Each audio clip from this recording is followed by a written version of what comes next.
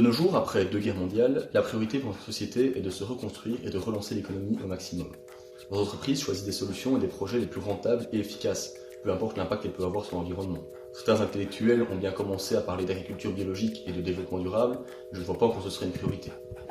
Des premières mesures pour la protection de la nature ont malgré tout été prises, mais leur impact est pour l'instant limité.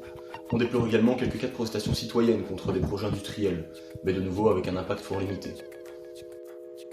À l'heure actuelle, nous prenons conscience que les actions que nous entreprenons ont un impact néfaste sur l'environnement.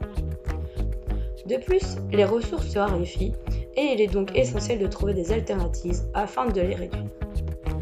La responsabilité sociétale est une chose qui a continué de grandir et de toucher de plus en plus d'entreprises et qui est aujourd'hui présente dans chacune d'entre elles. Il ne s'agit plus de gaspiller et de surconsommer les ressources, mais bien de venir les optimiser et les préserver.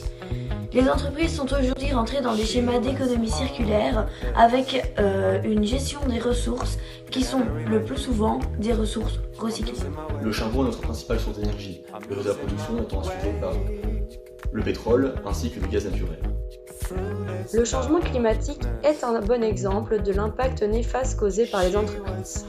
Les industries sont de vraies machines à dégradation car elles émettent des gaz à effet de serre. Les entreprises essaient de se tourner vers l'utilisation d'énergies renouvelables plutôt que de se focaliser uniquement sur les combustibles fossiles. En effet, nous pouvons remarquer que de plus en plus d'entreprises installent des panneaux solaires.